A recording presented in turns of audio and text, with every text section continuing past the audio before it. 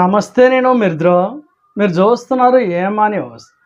YSRCP party అధినేత మాజీ ముఖ్యమంత్రి వైఎస్ జగన్మోహన్ రెడ్డి ఆదేశాల మేరకు వైఎస్ఆర్సీపీ విద్యార్థి మరియు యువజన విభాగాల ఆధ్వర్యంలో ఎంఎన్ నియోజకవర్గ ఇన్ఛార్జ్ ఎర్రగోట రాజీవరెడ్డి అధ్యక్షతన మంగళవారం రోజున కర్నూలు జిల్లా కేంద్రంలో భారీ నిరసన ర్యాలీ నిర్వహించారు. ఈ కార్యక్రమంలో వైఎస్ఆర్సీపీ జిల్లా యూత్ కార్యదర్శి ఇమ్రాన్ నవాజ్ మాట్లాడుతూ రాష్ట్ర ప్రభుత్వ ప్రజా వ్యతిరేక విధానాలను తీవ్రంగా ఖండిస్తూ ప్రజా సమస్యల పరిష్కారం కోసం వైఎస్ఆర్సీపీ ఎల్లప్పుడూ ప్రజల పక్షాన పోరాడుతుందని పేర్కొన్నారు. పార్టీ శ్రేణులు ఐక్యంగా పనిచేసి ప్రజా సమస్యలపై నిరంతరం ఉద్యమిస్తామని వారు తెలిపారు. కాంగ్రెస్ పార్టీ అధినేత మాజీ ముఖ్యమంత్రి వర్యులు శ్రీ వైఎస్ జగన్మోహన్ రెడ్డి గారి ఆదేశాల మేరకు రాష్ట్ర విద్యార్థి మరియు యువజన విభాగాల ఆధ్వర్యంలో, అలాగే మా ఎన్నికల నియోజకవర్గ ఇన్ఛార్జ్ శ్రీ రాజీవరెడ్డి గారి అధ్యక్షతలో ఈరోజు కర్నూలు జిల్లా కేంద్రంలో ఏదైతే డిఎస్సి నియామకాల అక్రమాలపై నిరసిస్తూ భారీ ఎత్తున నిరసన ర్యాలీని చేపడతా ఉన్నాం. యువత దేశ అభివృద్ధి, యువత దేశ భవిష్యత్తు, యువత దేశానికి వెన్నెముక. యువత బలపడినప్పుడే దేశం కూడా బలపడుతుంది అన్నారు. మరి అక్కడ దేశ రాజధానిలో ఏదైతే ఈ నీట్ ప్రశ్నపత్రాల లీకేజ్ పైన అంశం పైన ధర్నా చేస్తున్నటువంటి ఆ యువతి యువకులపై ఈ లాఠీ చార్జీ సంఘటన ఏవైతే ఉన్నాయో వాటిని చూస్తూ ఉంటే, అప్పుడు స్వాతంత్రం రాకముందు 1919 సంవత్సరంలో జలియన్ వాలాబాగ్ హత్యాకాండ గురించి విన్నాం. ఇప్పుడు కళ్ళారా చూస్తూ ఉన్నాం. అది జలియన్ వాలాబాగ్ అయితే ఇది జంతర్ మంతర్ బాగ్. అక్కడ తుపాకులు చేతిలో ఉన్నాయి, ఇక్కడ లాఠీలు చేతిలో ఉన్నాయి, అంతే తేడా.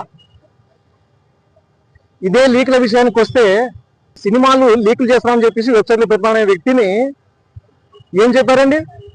బహిరంగంగా ఉరి తీయాలి లేదా ఎన్కౌంటర్ చేయాలి అన్నారు.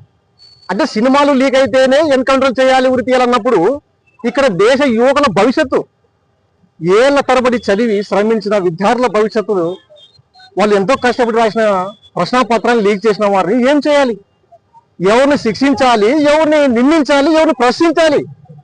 అందుకే యువతకు కడుపు మాడితే ఎలాగుంటుందో దేశ రాజధానిలో చూసాం. దెబ్బకు సర్కార్ దిగొచ్చింది, రాజీనామా పత్రాన్ని చేతికిచ్చింది. Hats off to generation. యువతలు ఇప్పుడు మార్పు మొదలైంది. రాష్ట్ర ప్రభుత్వాలు కూడా ఆలోచన చేయాల్సిన సమయం ఆసన్నమైనది. నిరుద్యోగ వృత్తి అన్నారు, 20 లక్షల ఉద్యోగాలు అన్నారు, వాలంటీర్ల వేతనాన్ని పెంచి వాళ్ళని ముందుకు తీసుకెళ్తాము, కొనసాగిస్తామన్నారు. ఫీజు రియంబర్స్మెంట్ కూడా. ఇప్పుడు వీటితో పాటు డిఎస్సి అక్రమాలు. అయ్యా, ఏదైతే ఈ డిఎస్సి నియామకాల అక్రమాలు జరుగుతా ఉన్నాయని చెప్పి ఈ ప్రభుత్వం మీద ఆరోపణలు వస్తూ ఉన్నాయో, వాటిపైన అంశాలు కొన్ని ఉన్నాయి. ఆ అంశాలపైన వివరణ ఇవ్వాల్సిన అవసరము, బాధ్యత ప్రభుత్వాల పైన ఉన్నాయి. ఆ అంశాలు ఏమయ్యా అంటే, 1, డిఎస్సి నియామక ప్రక్రియ ద్వారా పూర్తిగా పారదర్శకత జరిగిందా? 2, అభ్యర్థుల నుంచి వచ్చిన ఫిర్యాదులను, అభ్యంతరాలను పూర్తిగా సేకరించి పరిశీలన జరిపారా? 3, నియామక ప్రక్రియపై వచ్చిన ఫిర్యాదులపై సమగ్ర స్వతంత్ర విచారణకు ఈ ప్రభుత్వం సిద్ధంగా ఉన్నదా? ఈ 3 అంశాలే. ఈ 3 అంశాలపైన రాష్ట్ర ప్రజలకు, నిరుద్యోగ యువతి యువకులకు వివరణ ఇవ్వాల్సిన అవసరము, బాధ్యత ఖచ్చితంగా ఈ ప్రభుత్వం పైన ఉంది. కనీస బాధ్యత. మా డిమాండ్స్ కూడా ఒకటే, అర్హత కలిగిన ప్రతి విద్యార్థికి న్యాయం జరగాలి. ఆ అభ్యర్థులకు జరగని న్యాయం వారికి జరిగిన అన్యాయం కంటే చాలా దారుణమైన విషయం అని చెప్పి తెలియజేస్తా ఉన్నాం. కాబట్టి ఇప్పటికైనా ఈ కూటమి ప్రభుత్వము కళ్ళు తెరిచి అక్కడ దేశ రాజధానిలో జరిగినటువంటి సంఘటనలు దృష్టిలో ఉంచుకొని డిఎస్సి నియామకాలపై జరిగిన అక్రమాలని సిబిఐ ద్వారా విచారణ జరపాలి. ఫీజు రియంబర్స్మెంట్ను తక్షణమే విడుదల చేయాలి. నిరుద్యోగ వృత్తిని వెంటనే అమలు చేయాలి అని చెప్పి డిమాండ్ చేస్తూ ఉన్నాం.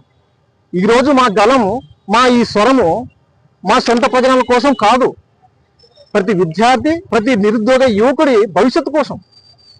మా నాయకుడు అలాగే చెప్పాడు, everybody is a cockroach, everybody is a cockroach who fights for the justice. We want justice. We want justice. We want justice. ఈ వీడియో గనక మీకు నచ్చినట్లయితే వీడియోని లైక్ చేసి మన ఛానల్ని సబ్స్క్రైబ్ చేసుకోండి.